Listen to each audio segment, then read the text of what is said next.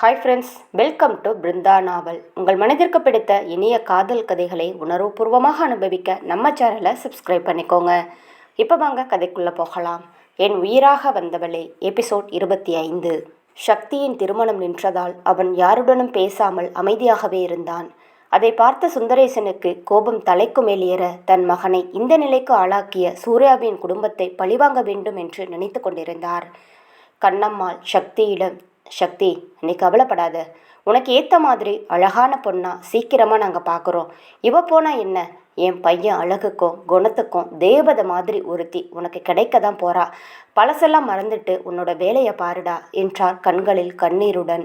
டே சக்தி, உன்னோட கல்யாணத்தை மணமேடை வரைக்கும் கொண்டு வந்துட்டு திடீர்னு கல்யாணத்தை நிறுத்தின அந்த குடும்பத்தை நான் சும்மாவே விடமாட்டேன் என்று ஆவேசமாக கூறிக்கொண்டிருக்க, அப்பா, அந்த பொண்ணு கல்யாணம் நிச்சயமான நாளில் இருந்து என்கிட்ட முகம் கொடுத்து கூட பேசலை. அப்போவே எனக்கு சந்தேகமாக தான் இருந்தது. கல்யாண மண்டபத்தில் சொன்ன மாதிரி தான்ப்பா, யாருக்கு யாருன்னு கடவுள் அன்னைக்கே எழுதி வச்சிருக்காரு. நான் அதெல்லாம் பற்றி கவலைப்படலை. நான் இங்கே இருந்தால் உங்களோட கோபம் இன்னும் அதிகமாகும். நான் சென்னைக்கு போகிறேன். என் ஃப்ரெண்டுக்கிட்ட சொல்லி ஒரு வேலை பார்க்க சொல்லியிருக்கேன். அவனும் ரெடி பண்ணிட்டான். ஃப்ளைட்டில் டிக்கெட் புக் பண்ணியாச்சு. நான் உடனே கிளம்பணும்ப்பா என்று கூற அவனின் நிலைமையை புரிந்து கொண்ட சுந்தரேசன், சரிப்பா, உன்னோட மன ஆறுதலுக்காகத்தான் நாங்கள் அனுப்பி வைக்கிறோம். மற்றபடி நீ வேலை செஞ்சுதான் நம்ம வாழணும்னு அவசியம் இல்லை. நமக்கு கோடிக்கணக்கில் சொத்து கிடக்குது. கொஞ்ச நாள் மட்டும் அங்கே வேலை பாரு. நாங்கள் அதுக்குள்ளே உனக்கு ஏற்ற மாதிரி ஒரு நல்ல பொண்ணாக பார்த்து வைக்கிறோம் என்றார். சரிப்பா என்றவன் நேராக தன் அம்மாவிடம் சென்று, அம்மா, எதை நினைச்சும் கவலைப்படாதீங்க, நல்லா சாப்பிட்டு ரெஸ்ட் எடுங்க, நான் கொஞ்ச நாளில் வந்துடுவேன் என்று கூறி தன் அம்மாவின் கண்ணீரை துடைத்து விட்டவன் தன் அறைக்கு சென்று தேவையான அனைத்து பொருட்களையும் எடுத்துக்கொண்டு அனைவரிடமும் கூறிவிட்டு செல்ல கண்ணம்மாளுக்கோ ஏனோ கண்கள் கலங்கியது தன் மகனை இந்த நிலையில் பார்ப்பதற்கு. 2 மணி நேரத்தில் சென்னை வந்த சக்தி தனது நண்பரை ஃபோனில் அழைக்க அவனது நண்பன் பாலா ஏர்போர்ட் வந்திருந்தான். அவனை அவசரமாக அழைத்து வந்தவன் தன் அன்னைக்கு உடம்பு சரியில்லாததால் ஊருக்கு செல்வதாக கூறி அவனிடம் தான் தங்கியிருக்கும் ஃப்ளாட் எண்ணையும் அதனுடைய கீயையும் கொடுத்து அதில் தங்கிக்க சொன்னான். பின்னர் கம்பெனியின் விவரங்களை சொன்னவன் தான் அனைத்தையும் பேசிவிட்டதாகவும் நாளைக்கு உடனே நீ ஜாயின் பண்ணுமாறும் கூறினான். தான் இன்னும் 1 வாரங்களில் வந்துவிடுவேன் என்று கூறிவிட்டு அவன் சென்று விட்டான். தன் நண்பனின் ஃப்ளாட்டிற்கு சக்தி லிஃப்டில் ஏறினான். அப்போது அழகிய பிங்க் கலர் சுடிதார் அணிந்தவள், அதற்கேற்றவாறு கழுத்தில் சிறிய செயினும் காதில் அழகிய சிறு ஜிமிக்கியும் அணிந்தவள் தன் தலைமுடியை விரித்துவிட்டு வேகமாக வந்து கொண்டிருக்க அவளை பார்த்த அவளின் தோழிகள், ஏய் மது, பார்த்து போ, நாளைக்கு மீட் பண்ணலாம் என்று கத்த வேகமாக வந்தவள் திரும்பி ஓகே என்று செய்கை செய்தவள் வேகமாக வந்தாள். பார்ப்பதற்கு முகம் டயர்டாக இருந்தாலும் தேவதையைப் போல் அவசரமாக லிஃப்டில் ஏற வந்தாள். மாலை அலுவலகத்திலிருந்து மது தன்னுடைய ஃப்ளாட்டிற்கு செல்வதற்காக லிஃப்டில் ஏறினாள்.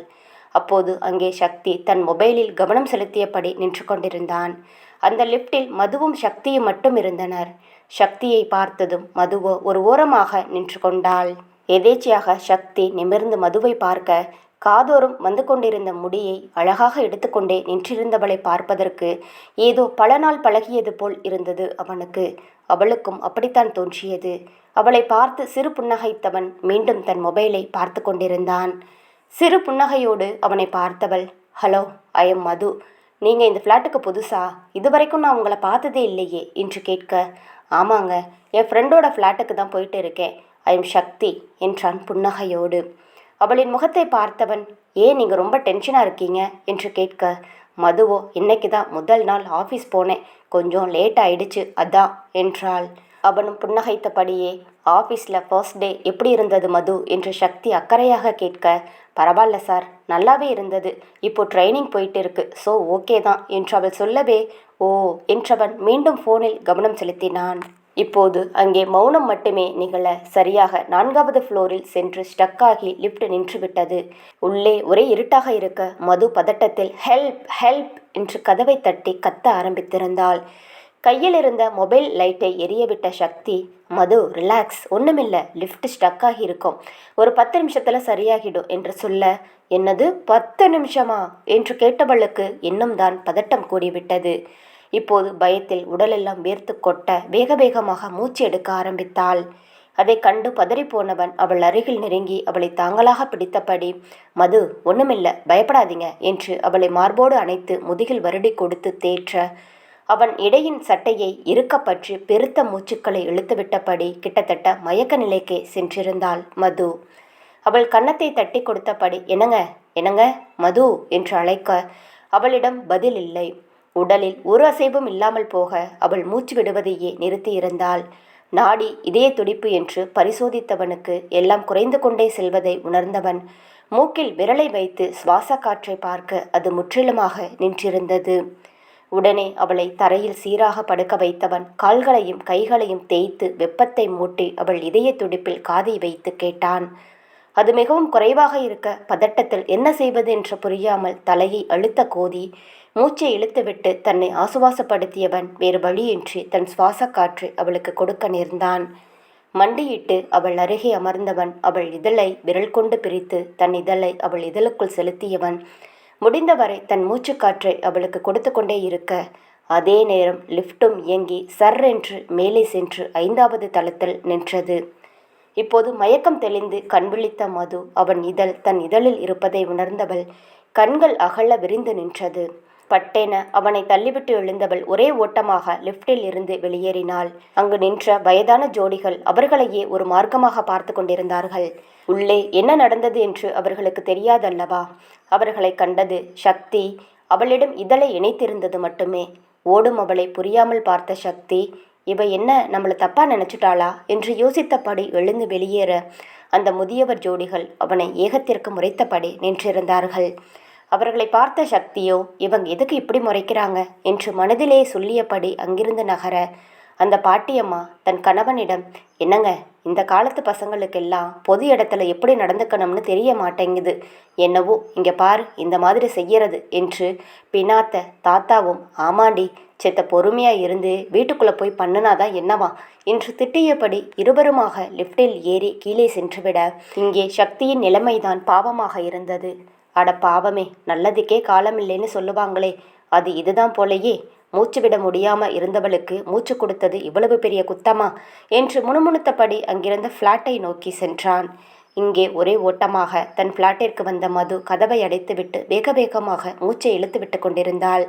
தன் உதட்டில் அவன் உதடு இணைந்து இருப்பது நினைவு வர வெறுவெறுவென பாத்ரூமிற்குள் நுழைந்தவள் பைப்பில் தண்ணீரை திறந்துவிட்டு வேக வேகமாக தன் முகத்தில் வாரி இறைத்தபடி அழுந்த முகத்தை துடைத்துவிட்டு எதிரில் இருந்த கண்ணாடியில் தன்னை பார்க்க அவள் பார்வை தன் இதழிலே மையல் கொண்டது. இந்த ஆம்பளைங்களே இப்படித்தான் போல, ஒருத்தனும் சரி கிடையாது. ஆபத்தில் இருக்கிறவங்களுக்கு உதவி செய்யறதை விட்டுட்டு இப்படி நடந்துக்கிறாங்களே என்று அவனை தவறாக நினைத்து கொண்டவள் தண்ணீரை எடுத்து தன் இதழை அழுத்தமாக துடைத்து கொண்டிருந்தாள்.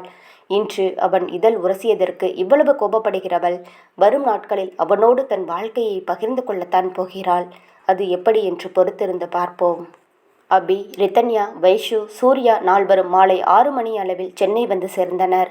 அபி நேராக காரை சூர்யாவின் வீட்டின் முன்பு நிறுத்த மணமக்கள் இருவரும் ஒன்றாக இறங்கினர்.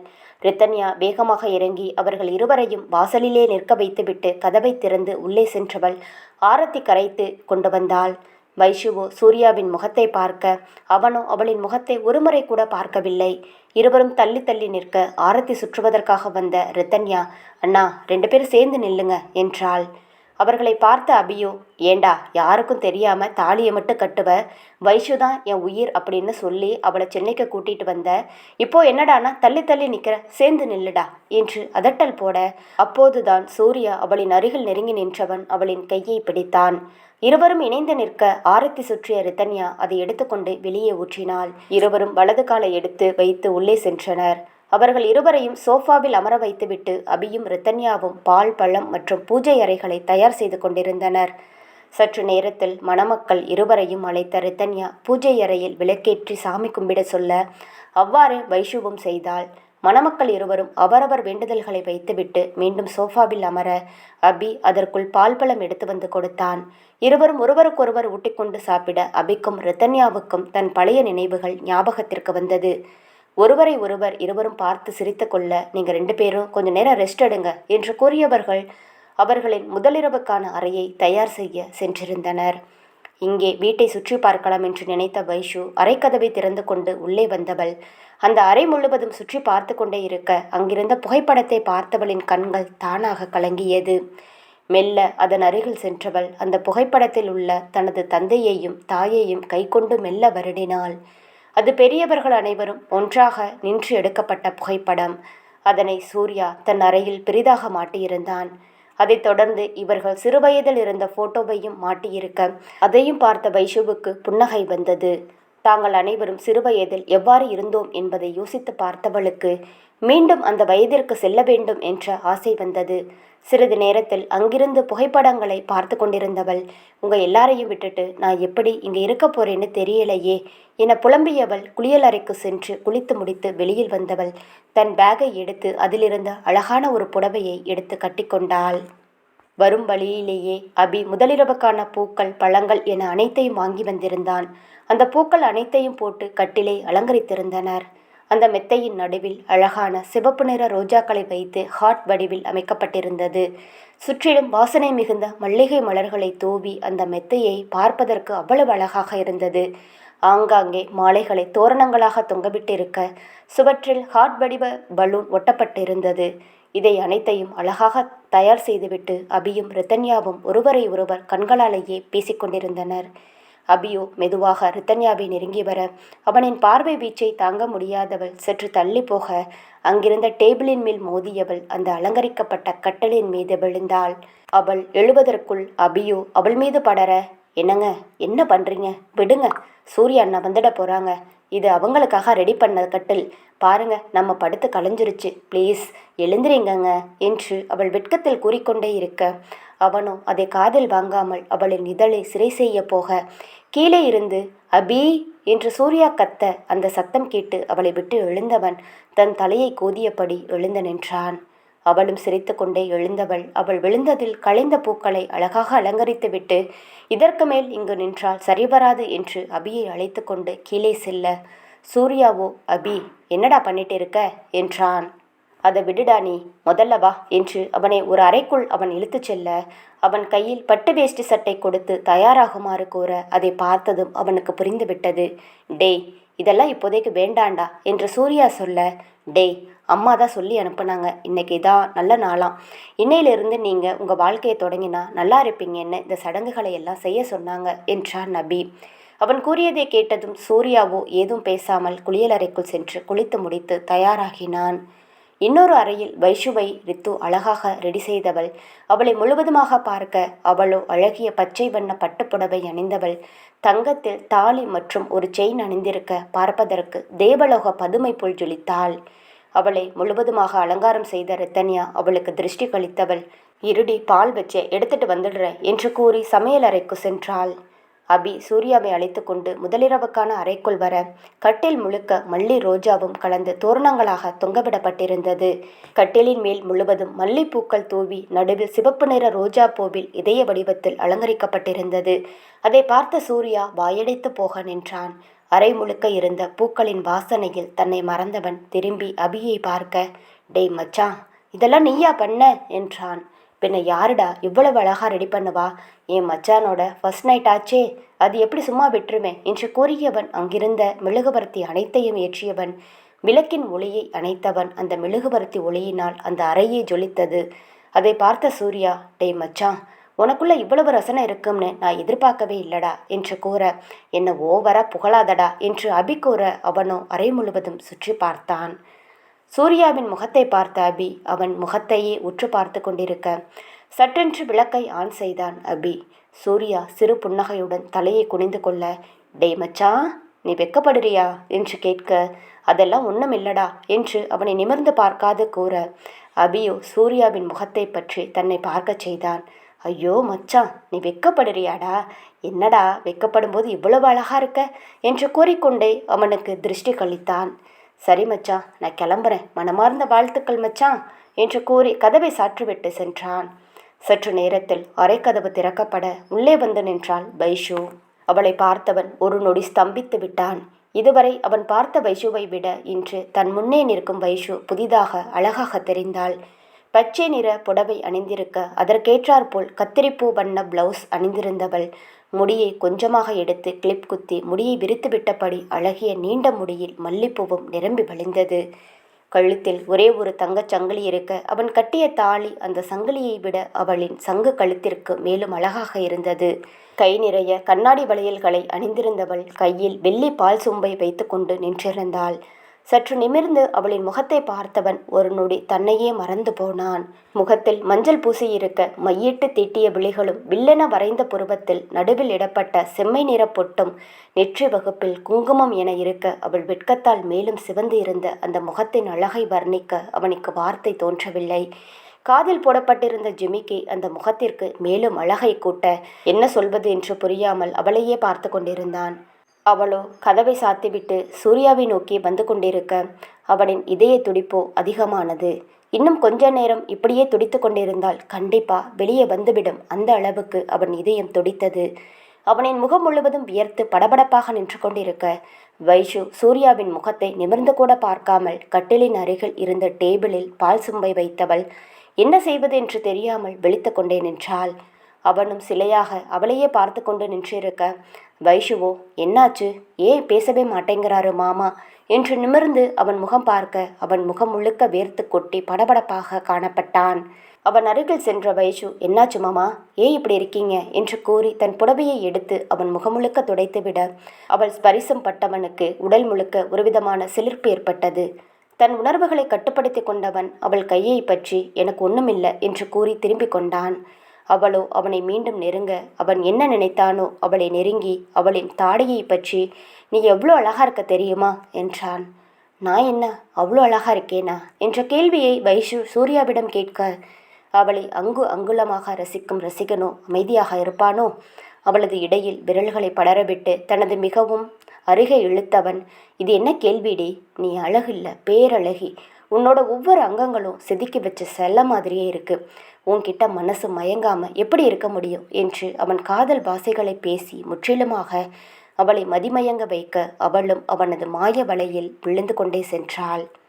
அவனது கருவிழிகளை பார்த்து மந்திரித்துவிட்ட கோழி போல கிறங்கி போனவள் தன்னிச்சையாக மெத்தையில் சரிந்து கொண்டே செல்ல இப்போது அவன் மெதுமெதுவாக அவள் மேலே படர்ந்து கொண்டே சென்றான். இருவரின் பார்வையும் ஒரே நேர்கோட்டில்தான் இருந்தது. ஒரு நொடி கூட கண்களை அசைக்கவில்லை. விழிகள் முழுவதும் தாபம் கொண்டவன் தன் விரல்கள் கொண்டு அவளது கொடி இடையில் முழுவதும் ஊர்வலம் நடத்தியபடி அவளது காது மடலில் இதழை படரவிட்டவன் உன்னோட ஒவ்வொரு அங்கங்களும் செதுக்கி வச்ச செல மாதிரியே இருக்கு என்று அவன் கூற அவளோ வெட்கத்தில் முகம் சிவந்து போனாள். அவன் கரங்களை தழுவியபடியே மேலே ஏற்றியவன் அவளது மதிமுகத்தை ஏந்தி அந்த பிறை நெற்றியில் தன் இதழை பதித்து அழுத்தமான முத்தம் ஒன்றை பதித்தான். அதை விரும்பி நேசித்த மங்கையவள் கண்களை மூடி அவன் முத்தத்தை வரவேற்க அதை கண்டு லேசாக இதழ் விரித்தவன் உன்னோட இந்த பிறை நெற்றியில இருக்க அந்த சின்ன பொட்டுல கூட என் மனசு செக்கி தவிக்குது என்று சொல்ல இப்போது தன் அழகான கண்களை திறந்து அவனை பார்த்தாள். அவன் அவளது விழிகளில் பார்வையை செலுத்தியவன் இதோ இந்த அழகான மின்னல் விட்டு பார்வை கொண்ட கண்கள் இருக்கே, இதை நான் பார்த்த அன்னைக்கே ஃப்ளாட் தெரியுமா, அந்த ஒரு நிமிஷம் எனக்கு இந்த பூமியே சுத்தலை, அந்த நொடி எனக்குள்ளே ஏற்பட்ட தாபம் இப்போ கூட உன்னை பார்த்தா ஏற்படும் என்று கூறியவன் சட்டென்று அவளின் இதழை நெருங்க அவளும் தன் கண்களை இறுக்க மூட தன் வன்மையான இதழால் அவளின் மென்மையான இதழை சிறை செய்தான். வெகு நேரமாக அவளின் இதழை சிறை செய்தவாறே அவன் கீழே விழுந்தவன் வேகமாக எழுந்து அந்த அறை முழுவதும் தன் கண்களை படரவிட அப்பொழுதுதான் தெரிந்தது அவன் கண்டது கனவு என்று. டே சூர்யா, உன் பொழப்பு இப்படியாடா ஆகணும், கனவு காண்ற அளவுக்கு போயிட்டியேடா. நீ இருக்கிறத பார்த்தா அவன் மேலே உனக்கு கோபம் இருக்கிற மாதிரி தெரியலையே, காஞ்ச மாடு கம்ப மேயிற மாதிரி வைஷு உள்ளே வந்ததும் ஃபர்ஸ்ட் நைட்டை சிறப்பாக நடத்திடுவ போலையே என்று அவனது மனசாட்சி நக்கலாக கூறி சிரிக்க அப்போதுதான் அவர்களுக்கு நடந்த கல்யாணத்தை நினைத்து பார்த்தவனுக்கு கோபம் தானாக வந்தது. அவன் அமைதியாக மெத்தையில் அமர்ந்திருக்க கதவை தட்டியபடி வைஷு உள்ளே வந்தாள். அறையின் வெளியே நின்றவாறே அபியும் ரித்தன்யாவும் அவர்களிடம் கூறிவிட்டு தன் வீட்டிற்கு சென்றனர். அபியும் ரித்தன்யாவும் சென்ற பிறகு சூர்யா வைஷுவை பார்க்க அவளோ அமைதியாக நின்று கொண்டிருந்தாள். வைஷு, நீ இங்கே படுத்துக்கோ, நான் பக்கத்து ரூமில் படுத்துக்கிறேன் என்று கூறியவன் அவளின் முகத்தை கூட பார்க்காமல் வேகமாக அங்கிருந்து சென்று விட்டான். வைஷுவுக்கு ஒன்றும் புரியவில்லை. அவன் தன்னிடம் இவ்வாறு நடந்து கொள்வதை நினைத்து கண் கலங்கியவள் மெத்தையின் ஒரு ஓரத்தில் படுத்து கொண்டாள். மெத்தையில் கண்களை மூடி படுத்து கொண்டிருந்தவளின் கண்களில் இருந்து கண்ணீர் வந்து கொண்டே இருந்தது. வைஷு மனமோ எதற்கு தன்னை திருமணம் செய்து கொண்டு வந்தார், ஏன் இப்படி என்னை தனியாக விட்டுவிட்டு செல்ல வேண்டும் என்பதை பற்றி யோசித்து கொண்டிருந்தாலே தவிர தான் செய்த தவறு பற்றி ஒரு நிமிடம் கூட யோசிக்கவில்லை. வேறு ஒரு அறைக்கு வந்த சூர்யாவுக்கு மனமே ஆறவில்லை. அவளை ஒதுக்குவது அவனுக்கு மிகவும் கஷ்டமாக இருக்க, தன் காதலை புரிந்து கொள்ளாதவளை என்ன செய்வது என்று தெரியாமல் அந்த அறையில் குட்டி போட்ட பூனை போல் சுற்றி வந்து கொண்டே இருந்தான். தன் வீட்டிற்கு வந்த அபிக்கும் ரிதன்யாவுக்கும் சூர்யா வைஷு திருமணம் நல்லபடியாக முடிந்ததை நினைத்து மகிழ்ச்சியாக இருந்தாலும் தங்கள் வீட்டை நினைத்து ஒருவருக்கொருவர் கவலையாக இருந்தனர். ஆனால் ஒருவர் மற்றொருவரிடம் காட்டிக்கொள்ளவில்லை.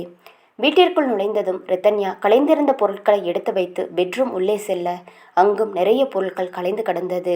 காலையிலிருந்து அவள் அதிக வேலை செய்ததால் அவள் உடலில் அப்படி ஒரு வலி இருந்தாலும் தன்னுடைய அறையை பார்த்ததும் கலைந்து கிடந்த பொருட்களை சரி செய்ய போனவளை தடுத்து பெட்டில் அமர வைத்தான் அபி. நீ என்ன பெரிய தியாகியா? அங்கேயும் அவ்வளவு வேலை செஞ்சிருக்க, இங்கே வந்தும் வேலை செய்யணுமா? எனக்கு தெரிஞ்சு நீ இன்னைக்கு பண்ண வேலையில் உன் கை காலெல்லாம் செம்மையாக வலிக்கும். ஆல்ரெடி வலி ஸ்டார்ட் ஆகிடுக்கும்னு நினைக்கிறேன். நீ மேனேஜ் பண்ணிட்டு இருக்க, கரெக்டா என்றான். தன் வலியை மறைத்து கொண்டவள், அப்படியெல்லாம் ஒன்றும் இல்லைங்க, நகருங்க என்று அவனை விட்டு விலக போனவளை தடுத்தவன் அவளின் கையை பிடித்து பெட்டில் அமர வைத்தவன் அவளின் அருகில் தானும் அமர்ந்து கொண்டு அவளின் காலை தன் தொடையில் வைத்து அவளின் காலை பிடிக்க ஆரம்பித்தான். உடனே ரித்து, என்ன பண்ணுறீங்க, விடுங்க என்று அவள் காலை பின்னே எடுத்துக்கொள்ள, விளையாடாத ரித்து என்றான்.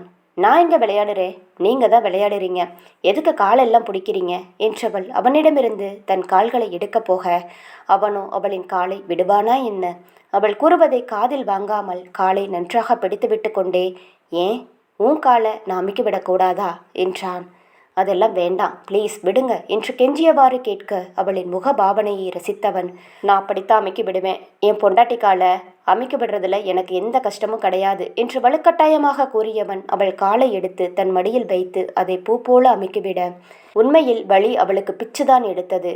இவன் அமுக்க அமுக்க அவள் கண்களை மூடியபடியே அந்த சுகத்தை அனுபவித்து கொண்டிருந்தாள். அவனிடம் தன் காலை அமுக்க வேண்டாம் என்று கூறினாலும் அவளின் காலுக்கோ ஏனோ அவ்வளவு இதமாக இருந்தது. அவள் அப்படியே கண்களை மூடி சுகத்தை அனுபவித்துக் கொண்டிருப்பதை பார்த்தவன் வெகு நேரமாக அவள் கால்களை பிடித்துவிட்டு கொண்டிருந்தான். ஒரு கட்டத்திற்கு மேல் ரித்துவோ போதுங்க என்று அவனின் கையை விலக்கியவள், நான் தூங்குறேன் என்று படுக்க, இப்படியேவா ரித்து என்றான். அவளை ஒருமுறை பார்த்தவள், ஏங்க என்ன ஆச்சு, ஏன் இப்படி கேட்குறீங்க என்று கேட்க, அது ஒன்றும் இல்லடி, புடவை கட்டியிருக்க என்று அவன் கூறியதும் அவள் சட்டென்று புடவை எங்கேயாவது விலகி இருக்கிறதா என்று பார்க்க அது சரியாகத்தான் இருந்தது. பிறகு எதற்கு இப்படி கூறுகிறார் என்று அவள் அவனை பார்க்க, இப்போ விலகலை, மேபி இன்னும் கொஞ்ச நேரத்தில் தூக்கத்தில் விலகலாம் இல்லையா? அப்படி விலகினா என்னால் என்னை கண்ட்ரோல் பண்ண முடியாதுப்பா, சொல்லிட்டேன். அப்புறம் அது இதுன்னு என்கிட்ட சொல்லக்கூடாது, அதுக்காக தான் சொன்னேன் என்றான் புன்னகையுடன். ஓ அப்படியா, சாருக்கு அப்படி ஒரு எண்ணம் இருக்கா, பரவாயில்ல என்று கூறியபடி அவளும் படுக்க, என்ன பரவாயில்லையா என்று கூறியபடி அவன் அவளை நெருங்கி வர அவளோ சிரித்தபடி அவள் கையை நீட்ட அவனும் அவளின் அருகில் நெருங்கி படுத்து கொண்டான். அவளின் உள்ளங்கையோடு இவள் உள்ளங்கையை கோர்த்து இருவர் முகத்துக்கு நேராக வைத்து, என்னங்க உங்களுக்கு என்ன அவ்வளவு பிடிக்குமா என்ற கேள்வியைத்தான் முன்வைத்தாள். எதுக்காகடி அப்படி கேட்குற என்று ஒரு கையால் அவளின் இடையை வருடியவாறே கேட்க, பின்ன ஏன் ஒருத்திக்காக குடும்பத்தில் உள்ள எல்லார்கிட்டையும் சண்டை கட்டிட்டு வந்திருக்கீங்களே, உங்கள் அம்மா கூடவே இவ்வளவு சண்டை போடுவீங்கன்னு நான் நினச்சி கூட பார்க்கல, நீங்கள் தான் அம்மா பையனாச்சே என்று கூறி அவனின் கன்னத்தை கிள்ள, அம்மா பிள்ளையா தாண்டி இருந்தேன், ஆனால் இப்போ பொண்டாட்டி தாசன் ஆயிட்டேன். என் பொண்டாட்டி அங்கே அவ்வளவு கஷ்டப்படும் போது என்னால் மட்டும் எப்படி பார்த்துக்கிட்டு இருக்க முடியும்? அம்மா நல்லவங்க தான், மஞ்சு அண்ணி தான் ஏதாவது சொல்லி எங்கள் அம்மாவை குழப்பி விட்டுருப்பாங்க. இப்போ தான் ரித்து எங்கள் அண்ணியை பற்றி எனக்கு நல்லா புரிஞ்சுது. எங்கள் அண்ணன் தான் பாவம், என் அன்பான அழகான பொண்டாட்டி மாதிரி அவனுக்கு கிடைக்கலையே என்று கூறிக்கொண்டிருக்க, ரித்துவோ சரி அதை விடுங்க, நான் கேட்டதுக்கு நீங்கள் இன்னும் பதிலே சொல்லவே இல்லையே என்றாள். என்னடி கேட்ட என்று அவன் மீண்டும் கேட்க, என்ன அவ்வளோ பிடிக்குமான்னு கேட்டேன் என்றதும் தான் தாமதம். அவளை இருக்க கட்டி அணைத்து, ஆமாம் உன்னை ரொம்ப பிடிக்கும் அப்படின்னு சொல்ல முடியாது, அதுக்கும் மேலே என்றான் தன் கைகளை விரித்தபடி. அவன் கூறிய அந்த வார்த்தையை கேட்டவள் அவனை நெருங்கி சட்டென்று அவனின் நெற்றியில் அழுத்தமான ஒரு முத்தத்தை கொடுத்தவள் அவனை பார்த்து புன்னகைத்தாள். அவனோ அவள் இடைமீது கை போட அவள் தட்டிவிடுவாள் என்று தெரிந்துதான் போட்டான். ஆனால் அவளோ அவனது கையை இன்னும் நன்றாக இழுத்து அவளது இடையை வளைத்து போட்டதும் அவனுக்கு சிறிது ஆச்சரியமாகத்தான் இருந்தது. என்னாச்சு இன்னைக்கு மேடம்க்கு என்று அவன் கேட்க, ஒன்றும் ஆகலையே என்றாள். நீ என் பொண்டாட்டி தானா? இரு கிள்ளி பார்க்கறேன் என்றவன் அவளின் வெள்நிற பளிங்கு போன்ற இடையை கிள்ள அவன் கிள்ளியதில் அவளுக்கு வலித்துவிட அதில் ஐயோ அம்மா என்று அலறினாள். சாரி ரித்து, நிஜந்தான் என்றதும் எனக்கு அதெல்லாம் எதுவும் ஆகலை என்று மேலும் அவனை நெருங்கி படுக்க, இல்லை மேடம் ரொம்ப எனக்கு இன்னைக்கு இடம் தர மாதிரி இருக்கே, இது ஒன்றும் சரியில்லையே என்றான்.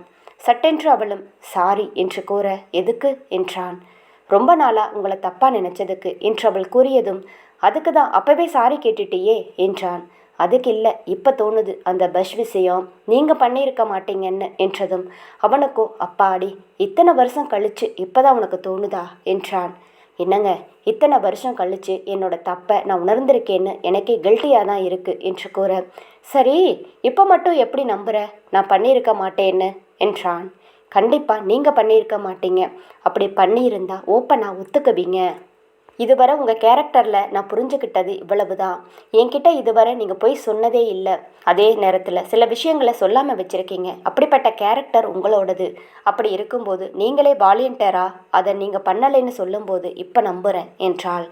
அவள் கூறியதை கேட்டதும் பல நாட்களாக அவன் மனதை அழுத்தி இருந்த ஒரு பாரம் அவனை விட்டு விலகியது போல் மனதில் லேசாக இருந்தது. ஆம், அன்று அவன் அந்த தப்பை பண்ணவில்லை. ரித்து கல்யாணமான பிறகும் நம்பவில்லையே என்று பல நாட்களாக வேதனைப்பட்டு கொண்டிருந்தான். அது அவனுக்கு மன வலியைத்தான் கொடுத்து கொண்டிருந்தது. ஆனால் இப்பொழுது அதை அவன் பண்ணவில்லை என்று அவள் உறுதியாக எந்த ஆதாரமும் இல்லாமல் நம்புகிறாள் என்றால் அதுவே அவனுக்கு அவளிடமிருந்து கிடைத்த பெரிய பரிசுதான். அவளின் கண்களையே பார்த்து கொண்டிருந்தவன் ஐ லவ் யூ செல்ல பொண்டாட்டி என்று கூற அவள் சிரிப்புடன் தேங்க்யூ என்றாள். அதில் செல்லமாக அவளை முறைத்தவன் இதுக்கு யாராவது தேங்க்யூ சொல்லுவாங்களா என்றதும் நான் சொல்லுவேன் என்று சிறு புன்னகையுடன் கூற அவனும் முறைக்க சரி சரி முறைக்காதீங்க, I love you my sweet darling என்று கூறியவள் சட்டென்று அவன் எதிர்பாராத நேரத்தில் அவனின் இதழை சிறை செய்தாள். இது ஒன்றும் அவளின் அவசர முத்தமல்ல. மெதுவாக அவனின் முரட்டு இதழை தன் மென்மையான இதழால் சிறை செய்தவள் தன் கண்களை இறுக்க மூடி வெகு நேரமாக விடாமல் அவனின் இதழில் ஆழமான அதே சமயம் அழுத்தமான காதல் பரிசை அவனுக்கு கொடுத்து கொண்டிருந்தாள். வெகு நேரமாக நீடித்த அந்த இதழ் முத்தத்தில் அபியோ தன்னை மறந்து தானும் அவள் முத்தத்தில் ஈடு கொடுக்க இவனும் அவளின் இதழை மென்மையாக கவ்வியபடி ருசித்து கொண்டிருந்தான். இதழ் சுகத்தை அறிந்த பிறகு அதை இவ்வளவு சீக்கிரத்தில் விடத்தான் முடியுமா? இல்லை, அடுத்த கட்டம் செல்லாமல் தான் இருக்க முடியுமா? அதுவும் தன் ஆசை காதலி தானாக வரும்பொழுது விட்டுவிடுவதற்கு அவன் என்ன முட்டாளா? இதழில் ஆரம்பித்த அவர்களது பயணம் மெதுமெதுவாக அடுத்த கட்டத்தை நெருங்கி கொண்டிருந்தது. அவளது புடவையை முழுதாக உருவிய பின் அவளை பார்த்தவனுக்கு பித்து பிடிக்காத குறைதான். இப்பொழுது தன் கண்களால் அவளை களவாட அந்த பார்வையை அவளாலும் தாங்கிக் கொள்ள முடியாமல் அவனை பார்ப்பதையே தவிர்த்தவள் தலையை கீழே குனிந்து கொண்டாள். அவள் அங்கம் முழுவதும் முத்த பயணம் மேற்கொண்டவன் அந்த மென்மையான இடையை கடித்து தின்னதான் ஆசை. அவன் ஆசைப்பட்ட அந்த இடத்தில் கடிக்க அவளோ அம்மா என்று அலறியே விட்டாள். அவள் அலறியதும் உடனே அவள் இடையில் இருந்து வாயை எடுத்தவன் உடனே அந்த இடத்தை நீவிவிட்டு சாரி சாரி ரித்து என்று அவளிடம் மன்னிப்பு கேட்க அவளோ அவனை முறைத்தபடி வேணும்னு தானே கடிச்சிங்க, அப்புறம் என்ன ஒன்றும் தெரியாத மாதிரி சாரி என்றாள். அவனோ தன் கள்ளத்தனத்தை அவளும் தெரிந்து கொண்டாளோ என்று மனதில் யோசித்தவன் சிறு புன்னகையுடன் நான் என்ன பண்ணுறது ரித்து, நீ அவ்வளோ அழகா இருக்க என்று கூறும்பொழுது அவன் விரல்கள் இடையில் இருந்து கீழே செல்ல பார்க்க உடனே புரண்டு படுத்தவள் முகத்தில் வலிக்கான சாயல் அப்பட்டமாக தெரிந்தது. அவளின் முகம் மாற்றத்தை கவனித்தவன் ஏய் என்ன ஆச்சு என்றவன் கேட்க தெரியலங்க, இடுப்பு பயங்கரமாக வலிக்குது என்றாள். நான் சொன்னேன் இல்லை, அப்போவே அந்த வீட்டை போய் தொடச்சிருக்க, அதுவும் ஃபர்ஸ்ட் டைம் எந்த வேலையும் செய்யும்போது வலிக்க தான் செய்யும், இரு என்று அப்படியே எழுந்து சென்றவன் மெடிக்கல் பாக்ஸில் இருந்து ஒரு ஆயின்மெண்ட்டை எடுத்து வந்து அவளை குப்புற படுக்க சொல்ல வேணாங்க கொடுங்க நானே தேய்ச்சிக்கிறேன் என்றாள். அவளின் கையை பிடித்து இவனை திருப்பி போட்டு அவள் இடையில் ஆயின்மெண்ட்டை தடவியவன் நன்றாக நீவிவிட்டு இப்போ பரவாயில்லையா என்று கேட்க மச் பெட்டர் என்றாள். என்று அப்படியே தேய்த்து கொண்டே இருந்தவனது கை சட்டென்று அவளின் இடையில் இறங்கிவிட ஒரு நொடி அவள் கண்கள் ஷாக் அடித்தது போல் அவனை பார்க்க அவனும் அந்த மென்மையில் கண்களை மூடியவன் உனக்கு இவ்வளவு சாஃப்டா இருக்கு, உன்னோட இடுப்பை டேஸ்ட் பார்த்த மாதிரி இங்கேயும் என்றவன் கூறி முடிக்கவில்லை. உடனே அவன் கையை தட்டிவிட்டு அசிங்கமாக பேசாதீங்க என்றாள். ஓய் நான் என்ன மோசமாக பேசிட்டேன் இப்போ என்று அவளின் இடையை இறுக்கியவாறே கேட்க இப்போ பேசுனதுக்கு பேர் என்னவா என்றாள். என்ன ஒரு பொண்டாட்டிக்கிட்ட புருஷன் கேட்கக்கூடாத கேள்வியவா நான் கேட்டுட்டேன் என்று அவளை பார்த்து அவன் கண்ணடித்தவாறு கேட்க நீங்கள் ரொம்ப மோசம் என்றாள்.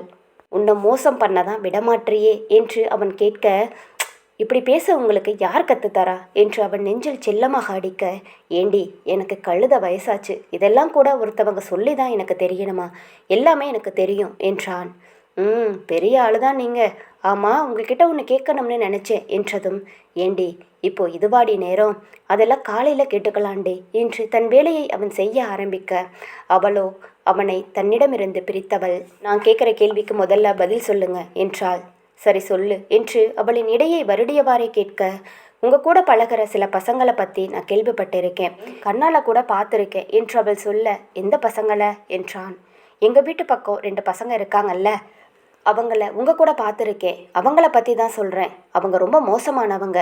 உங்கள் வயல் பம்பு செட்டில் நானே அவங்கள பார்த்துருக்கேன், பொண்ணுங்க கூட கூத்தடிச்சிட்டு இருப்பாங்க என்றதும், ஓ நீ அதை சொல்கிறியா? அதை பண்ணுறதுனால அவங்க மோசமானவங்க எல்லாம் ஆயிடுவாங்களா என்றாள். அப்படின்னா உங்களுக்கும் என்று இவள் ஆரம்பிக்கும் பொழுதே, நிறுத்து நிறுத்து, கூட இருக்கிறவங்க அப்படி இருந்தா நானும் அப்படி இருப்பேனா? நான் ஸ்ரீராமண்டி என்று தன் மீசையை முறுக்கியவாறு அவன் கூற, பொய் சொல்லாதீங்க என்றாள். பொய் சொல்ல வேண்டிய அவசியம் எனக்கு எதுக்கு? நான் அப்படி பண்ணால் கண்டிப்பாக ஓப்பனாக உன்கிட்ட ஒத்துக்கிட்டு இருப்பேன். எனக்கு யார் மேலேயும் அப்படி ஒரு இன்ட்ரெஸ்ட் வந்ததே இல்லை ரித்தோ என்று அவன் கூறியும் அவனை சந்தேகமாக பார்த்தவள், ஆனால் உங்களை அந்த பசங்க கூட பொண்ணுங்க காலேஜ் வாசலில் நிறைய தடவை பார்த்துருக்கேன். எனக்கு தெரிஞ்சு நீங்கள் ஒரு பொண்ணை காதலிச்சிருக்கணும், அப்படித்தானே என்றதும், நான் காதலிச்ச பொண்ணே நீதாண்டி என்று மனதிற்குள் கூறிக்கொண்டான். அவன் அவளை பார்க்கத்தான் அங்கே நின்றிருக்கிறான் என்பதை அவனால் எப்படி கூற முடியும்?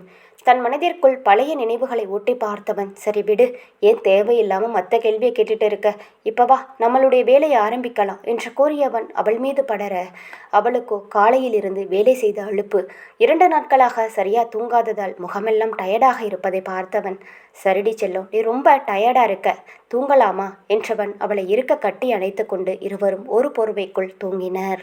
இங்கே சூர்யாவின் வீட்டில் மணி இரவு 12 மணி அடிக்கும் வரை உறக்கமில்லாத சூர்யாவோ இதற்கு மேலும் தன்னால் இங்கு இருக்க முடியாது என்று அறையில் இருந்து கீழே இறங்கி போனவன் வைஷுவின் அறையை எட்டி பார்க்க, அங்கு வைஷு உட்கார்ந்தபடியே தன் கைகள் 2ஐயும் கட்டிக்கொண்டு மெத்தையில் அமர்ந்த நிலையிலேயே உறங்கியிருந்தாள். ஆம், மெத்தையில் படுத்திருந்தவளுக்கு தூக்கம் வராததால் சூர்யாவை நினைத்து கொண்டே அமர்ந்திருந்தவள் அப்படியே உறங்கி போனாள். அவள் நிலையை பார்த்து வேகமாக அவள் அருகில் சென்றவன் அவளை தன் கைகளால் ஏந்தியபடி அந்த மெத்தையில் சரியாக படுக்க வைத்தான். வைஷுவின் கள்ளம் கபடமில்லாத தெளிவான முகத்தை பார்த்தவன் புன்னகையுடன் அவள் நெற்றியில் முத்தமிட்டு, நீ ஏண்டி இந்த மாதிரி பண்ணுன? உன் மேலே நான் எவ்வளவு பைத்தியமாக இருக்கேன்னு தெரியுமா என்று புலம்பியவன் அவள் முகத்தை உற்று பார்த்துவிட்டு அங்கிருந்து நகர்ந்து செல்ல, வைஷுவோ அவன் கையை இறுக்கமாக பற்றினாள். அவளின் செயலை பார்த்து அதிர்ந்த சூர்யா, இவளுக்கு நான் வந்தது தெரிஞ்சுதா என்று கூறிக்கொண்டே இருக்க, வைஷு தூக்கத்தில், மாமா நான் என்ன பண்ணேன், ஏன் இந்த மாதிரி பண்ணுற என்று புலம்பிக் கொண்டிருந்தாள். அவள் தூக்கத்தில் புலம்புவதை கேட்ட சூர்யா, நீ எனக்கு நிறைய பண்ணிட்ட, முதல்ல என்ன நீ புரிஞ்சுக்கோ, அப்புறமா தான் நான் உன்கிட்ட வருவேன் என்று கூறியவன் தன்னை பற்றியிருந்த வைஷு கையை எடுக்கப் போக, ஆனால் வைஷுவின் பிடி மிகவும் இறுக்கமாக இருந்தது. அவனோ ஒருவேளை முழிச்சிட்டு தான் இருக்காளா என்று கூறியவன் முகத்திற்கு முன்பாக தன் கைகளை ஆட்டி ஆட்டி பார்க்க, ஆனால் நல்ல தூக்கத்தில் இருந்ததால் அவன் செயல் எதுவும் தெரியாமல் போனது. சிறிது நேரம் அப்படியே நின்றவன் இதுக்கு மேலும் தன்னால் முடியாது என்று அவள் அருகில் வந்து அமைதியாக படுத்துக்கொண்டான். அவளை ரசித்து கொண்டிருந்தவன், இந்நேரம் மட்டும் எல்லாம் நல்லபடியாக முடிஞ்சா நீ இப்படியாடி தூங்குவ? இல்லை, நான் உன்னை தூங்க தான் விட்டுடுவேனா என்று யோசித்தவன் அவள் உதட்டை உற்று பார்த்து கொண்டிருந்தான். எவ்வளவு நேரம் அவளை அப்படி பார்த்திருந்தான் என்று தெரியவில்லை. நேரம் செல்ல சூர்யாவின் கண்களிலும் தூக்கம் சொக்க ஆரம்பித்தது. மெல்ல கண்களை மூடி உறங்கிக் கொண்டிருக்க சட்டென்று தூக்கத்திலிருந்து அலறி எழுந்த வைஷு, அம்மா அம்மா என்று கத்த, அப்பொழுதுதான் உறங்கிய சூர்யா சட்டென்று எழுந்து, என்னாச்சு வைஷு, எதுக்கு இப்படி கத்துற என்று கேட்டான். அவளோ வேகமாக ஓடிச்சென்று அவனை அணைத்து கொண்டவள், மாமா மாமா எனக்கு பயமா இருக்கு, எனக்கு அம்மா வேணும், எனக்கு அம்மா வேணும் என்று குழந்தை போல் அழத் தொடங்கினாள். அவனின் செயலை பார்த்த சூர்யாதான் தன் தலையில் அடித்து கொண்டவன் எங்கே ஏதும் சென்று முட்டிக்கொள்ளலாம் போல் இருந்தது. அடி பாவி, அம்மா வேணுமா? இப்போதான் ஸ்கூல் படிக்கிறியா, உனக்கு அம்மா வேணும்னு கேட்குற என்று கத்த வைஷுவுக்கு அப்பொழுதுதான் தூக்கத்திலிருந்து எழுந்து அலறியது நினைவுக்கு வந்தது. வைஷு மெதுவாக அவனிடமிருந்து பிரிந்தவள், நீங்கள் இங்கே என்ன பண்ணுறீங்க மாமா என்று கேட்க, ஆமாம், இந்த கேள்வியை மட்டும் ரொம்ப பக்கனையாக கேளு, முதல்ல படுடி என்று கூறியவன் அவள் வாயை திறக்க விடாமல் கத்திவிட்டு கட்டிலின் மறுமுனை சென்று திரும்பி படுத்து கொண்டான். வைஷுவோ, இப்போ நான் என்ன கேட்டுட்டேன்னு இவர் இந்த கத்துறாரு என்று கோபமாக இருந்தவள் கட்டிலின் மறுமுறை படுத்து கொண்டாள். இருவரும் அவர்களுக்கு முதுகு காட்டி படுத்து கொண்டிருக்க சூர்யாவோ இந்த நேரத்தில் எழுந்து எப்படி கரெக்டாக கேட்குறா பாரு, இந்த பொண்ணுங்க எல்லாம் பயங்கரமான ஆளுங்க என்று கூறியவன் அவள் புறம் திரும்பாமல் கண்களை மூடினான். அதிகாலை புலர சூர்யாவை கட்டி அணைத்தவாறு வைஷு உறங்கிக் கொண்டிருந்தாள். சற்று நேரத்தில் சூரியனின் கதிர்கள் சூர்யா கண்களில் பட தன் கண்களை திறந்தவன் அங்கு சுவற்றில் இருந்த கடிகாரத்தை அப்பொழுதுதான் பார்த்தவன். காலையில் மணி 8 என்று காட்ட, ஓ டைம் ஆயிடுச்சு என்று கூறியபடி எழுந்திருக்கப் போக அப்பொழுதுதான் தன்னை கட்டி அணைத்து தன் மார்பின் மீது முகத்தை புதைத்து கொண்டு தூங்கும் வைஷுவை பார்த்தான். தன் குண்டு கண்களை மூடியவள் உதடுகள் குவித்து தன்னை மறந்து உறங்கிக் கொண்டிருக்க அவளை பார்த்தவன் புன்னகையுடன், குட் மார்னிங் செல்லம், எத்தனை நாள் கனவு தெரியுமா உன்னை இந்த மாதிரி பார்க்கறதுக்கு. இப்போ அது நடந்திருக்கு. எனக்கு எவ்வளவு சந்தோஷமா இருக்கு தெரியுமா. I love you so much டி என்று கூறிக்கொண்டிருந்தவன் அவளின் நெற்றியில் அழுந்த முத்தமிட்டான். அவன் செயலில் மெல்ல தூக்கம் கலைந்த வைஷு அவனை விட்டு விலக போக அவளை விலக விடாது இழுத்து பிடித்த சூர்யா, எங்கடி போற என்று தன் மனதில் நினைத்தபடி அவள் என்ன செய்கிறாள் என்பதை உற்று பார்த்து கொண்டிருந்தான். வைஷுவோ திரும்பி படுக்க முயல அவளால் முடியாது போக அப்போதுதான் கண்களை திறந்தாள். வைஷு கண்ணை திறப்பதை பார்த்த சூர்யா வேகமாக தன் கண்களை மூடிக்கொண்டு தூங்குவதைப் போல் நடித்தான். கண்களை திறந்த வைஷுவுக்கு அப்பொழுதுதான் தான் சூர்யாவை கட்டி அணைத்து படுத்திருப்பது தெரிய வர வேகமாக அவனிடமிருந்து விலகியவள் கட்டிலில் இருந்து எழுந்து நின்றாள். வைஷு தன்னிடமிருந்து விலகியதும் சூர்யா ஏதும் அறியாதவன் போல புரண்டு படுக்க, வைஷுவோ நல்ல வேலை அவர் தூங்கிட்டு இருக்காரு, இது மட்டும் அவருக்கு தெரிஞ்சிருந்தா என்ன நினைச்சிருப்பாரு, என்ன வைஷு இந்த மாதிரியெல்லாம் பண்ற என்று தன் தலையில் தட்டி கொண்டவள் உறங்கும் அவனையே பார்த்து கொண்டு வாய்விட்டு புலம்ப, அவள் புலம்புவதை கேட்டு புன்னகைத்த சூர்யா, அதான் பார்த்துட்டேனே செல்லம் என்று தன் மனதிற்குள் கூறியவன் தூக்கம் கலைந்து எழுந்திருப்பது போல எழுந்தான். அவன் எழுந்திருப்பதை பார்த்த வைஷு வேகமாக குளியலறைக்குள் சென்று விட்டாள். அவள் சென்றதையே பார்த்தவன் தன் தலையை கூதியவாறே எழுந்து மற்றொரு அறைக்குள் சென்று குளித்து முடித்து வெளியே வந்தான். சோஃபாவில் அமர்ந்தவாறு சூர்யா வேகமாக தன் போனை எடுத்து பார்த்தவன் அப்பொழுதுதான் காயத்ரியிடமிருந்து வந்த மெசேஜுகளை அனைத்தையும் ஓப்பன் செய்து படிக்க தொடங்கினான். காயத்ரியின் மெசேஜுகள் அனைத்தையும் படித்து முடித்தவன் ஒரு பெருமூச்சு ஒன்றை எடுத்துவிட்டு, சரி அப்புறமா இவகிட்ட பேசிக்கலாம் என்று கூறியவன் தன் அறைக்குள் சென்றான். குளித்து முடித்து வைஷு அழகிய ஒரு காட்டன் புடவையை அணிந்து கொண்டு கிச்சனுக்குள் வந்து அங்கிருந்த பாத்திரம் ஒன்றை எடுத்து வைத்து பாலை ஊற்றியவள் தன் கண்களை மூடி இறைவனிடம் வேண்டிக் கொண்டு ஸ்டவ்வை ஆன் செய்தாள். பால் காய்ச்சி முடித்தவள் சூர்யா அடிக்கடி கேட்கும் அரிசி பாயாசத்தையும் செய்தாள். சற்று நேரத்தில் அறையிலிருந்து வெளியில் வந்த சூர்யாவுக்கு நெய்யின் மனம் வர, வாவ் சூப்பர் ஸ்மெல் என்று கூறியவாறு கிச்சனை நோக்கி சென்றவன் அங்கு தன் முந்தானையை எடுத்து இடுப்பில் சுருகியபடி சமைத்து கொண்டிருந்தவளை கண்ணிமைக்காது பார்த்தான். வைஷுவோ சூர்யா வந்து நின்றது கூட தெரியாமல் இடுப்பில் கை வைத்தபடி சமைத்து கொண்டு இருக்க அவனுக்கும் அவளை இப்படியே சென்று பெண்ணிருந்து அணைத்து முத்தம் கொடுக்க வேண்டும் என்று தோன்றியது. சூர்யா தன் மனதில் தோன்றிய ஆசையை பெருமூச்சு ஒன்றை விட்டு அடக்கியவன், வைஷு என்ன பண்ணிட்டு இருக்க என்று கேட்டான். மாமா உங்களுக்கு பிடிச்ச பாயாசம் பண்ணிட்டு இருக்கேன் என்று கூறியவள் சமைத்து முடித்த பாயாசத்தை எடுத்து சென்று பூஜை அறையில் இருக்கும் விநாயகர் சிலையின் முன் வைத்து கண்களை மூடி வேண்டிக் கொண்டாள். அவளின் அருகில் வந்த சூர்யாவும் கண்களை மூடி அந்த விநாயகரை வேண்டிக் கொண்டான். கண்களை திறந்த வைஷு வேறொரு கப்பில் பாயாசத்தை எடுத்து வந்து அவனிடம் கொடுக்க அதை வாங்கிய சூர்யா அங்கிருந்த சோஃபாவிற்கு சென்று அமர்ந்து சாப்பிட ஆரம்பித்தான். சமையல் கட்டின் வாசலில் நின்றிருந்த வைஷுவோ அவன் சாப்பிடுவதையே பார்த்து கொண்டிருக்க சூர்யாவோ கண்ணும் கருத்துமாக வைஷு கொடுத்த பாயாசத்தை ருசித்து ருசித்து சாப்பிட்டு கொண்டிருந்தான். முழுவதையும் சாப்பிட்டு முடித்த சூர்யா நிமிர்ந்து பார்க்க அங்கு வைஷு அவனையே பார்த்து கொண்டிருப்பதை பார்த்த சூர்யா, வைஷு பாயாசம் ரொம்ப நல்லா இருந்துச்சு, தேங்க்யூ என்றான். சிறு புன்னகையுடன், உங்ககிட்ட நான் கொஞ்சம் பேசணும் மாமா என்றாள். சொல்லு வைஷு என்று கேட்க, நீங்கள் ஏன் மாமா இந்த மாதிரி பண்ணீங்க என்று கேட்டாள். அவள் இதை கேட்பாள் என்று அறிந்திருந்த சூர்யாவோ சோஃபாவில் இருந்து எழுந்து மெல்ல அவள் அருகில் சென்றவன், நீயே இந்த மாதிரி பண்ணுன வைஷு என்று கேட்டான். அவளோ அவன் கேட்ட கேள்வியில் புரியாது அவனை பார்த்த சூர்யா, உனக்கு நான் என்ன சொல்ல வர்றேன்னு புரியலையா? நான் உனக்காக காத்திருக்கிறது தெரிஞ்சும் நீ எப்படி இன்னொருத்தனை கல்யாணம் பண்ணிக்கிறதுக்கு முடிவெடுத்த என்று கேட்டான். அவன் கேட்ட கேள்வியில் வைஷுவின் உடல்கள் தானாக நடுங்க தொடங்கியது. என்ன சொல்கிறீங்க மாமா, நீங்கள் எனக்காக காத்திருந்தீங்களா என்று கேட்க அதை கேட்டு முறைத்த சூர்யா, ஏன் வைஷு உனக்கு தெரியாதா, நான் உன்கிட்ட என்ன சொல்லிட்டு போனேன்னு உனக்கு தெரியாதா என்றான். மாமா, நீங்கள் அந்த காயத்ரியை கல்யாணம் பண்ணிக்க போறீங்கன்னு சொன்னாங்க என்று கூறினாள். அதை கேட்ட சூர்யா குழப்பமாக, வாட், காயத்ரியை நான் கல்யாணம் பண்ணிக்க போறேன்னா அப்படின்னு உன்கிட்ட யார் சொன்னா என்று கேட்க, மாமா காயத்ரி தான் என்கிட்ட சொன்னாங்க, நீங்கள் அவங்கள கல்யாணம் பண்ணிக்க போகிறதா. அது மட்டும் இல்லை, அவங்க உங்களுக்கு ஃபோன் பண்ணி பேசினாங்க என்று கூறி அன்று நடந்ததை அனைத்தையும் கூற அதை கேட்ட சூர்யாவுக்கு மேலும் கோபமானது. வைஷு, யார் என்ன சொன்னாலும் நீ நம்பிடுவியா? அவள் உன்கிட்ட லவ்வ சொன்னதை பற்றி தான் என்கிட்ட கேட்டா, அது உனக்கு தெரியுமா என்று கூற அவளுக்கும் அதிர்ச்சியாக இருந்தது. மாமா, அவங்க என்கிட்ட உங்களை காதலிக்கிறதா சொன்னாங்க, நீங்களும் அவங்கள காதலிக்கிறதா சொன்னாங்க, 2 பேரும் கல்யாணம் பண்ணிக்க போகிறதாவும் சொன்னாங்க என்றாள். அதை கேட்ட சூர்யா, அவளை காதலிச்சா நான் ஏண்டி உன்கிட்ட வந்து காதலை சொல்ல போகிறேன் என்று அந்த வீடு அதிரும்படி கத்தினான். அதை கேட்ட வைஷுவுக்கோ ஏனோ சர்வ நாடியும் அடங்கியது போல் இருந்தது. அவளின் கண்களில் கண்ணீர் பொங்க நின்றிருக்க அவளை பார்த்து கோபமடைந்த சூர்யா அவளின் தாடையை பற்றி தன்னை பார்க்க செய்தவன், சொல்லுடி, அவளை காதலிச்சா நான் ஏன் உன்கிட்ட வந்து என் காதலை சொல்லணும் என்று கேட்டான். அவள் அமைதியாக இருப்பதை பார்த்த சூர்யா, ஓ, இதை வச்சு தான் வேற ஒருத்தனை கல்யாணம் பண்ணிக்கிறதுக்கு முடிவெடுத்தீங்களோ? அப்போ உன்னை பொறுத்த வரைக்கும் சூர்யா ஒரு பொம்பளை பொறுக்கி இல்லை, எவளை பார்த்தாலும் காதலிக்கிறேன் கல்யாணம் பண்ணிக்கிறேன்னு சொல்லிட்டு அலையிறவன், அப்படித்தானே என்று கேட்க, ஏமாமா இந்த மாதிரியெல்லாம் பேசுறீங்க, அப்படியெல்லாம் நான் ஒன்றும் நினைக்கல என்றாள். அவள் தாடையிலிருந்து தன் கையை எடுத்தவன், அப்படி நினைக்கலன்னா நான் உனக்கு எத்தனை தடவை ஃபோன் பண்ணேன்? உங்கள் அப்பா தான் ஃபோனை எடுத்தாரு, ஒரு தடவை கூட நீ என்கிட்ட பேசலையே. அங்கே போயிருக்க இங்கே போயிருக்க என்ன சொன்னார்? வெளிப்படையாக எதா இருந்தாலும் என்கிட்ட கேட்டு இருக்கலாமே, நான் உனக்கு பதில் சொல்லியிருப்பேன். அப்போது நீ என் மேலே வச்சிருக்க நம்பிக்கை அவ்வளவுதானா என்று கோபமும் வேதனையும் நிறைந்த குரலில் கேட்க அவளுக்கு தான் செய்த தவறை அப்போதுதான் புரிந்தது. அவள் அழுகையோடு, மாமா என்னை மன்னிச்சுடுங்க, நான் எதையும் யோசிக்காம தப்பு பண்ணிட்டேன் என்று கூற மீண்டும் அவள் தாடையை இறுக்கமாக பற்றியவன், தெரியாமல் பண்ணலை வைஷு, தெரிஞ்சுதான் பண்ணியிருக்க. நம்ம 2 பேரும் சின்னதுலேருந்து பழக்கம், நீ என்னை பற்றி புரிஞ்சுக்கிட்டது அவ்வளவுதான் இல்லை? ஆமாம், என் மேலே நம்பிக்கை இல்லாதவ நான் தாலி கட்டும்போது மட்டும் ஏன் அவ்வளவு அமைதியாக இருந்த?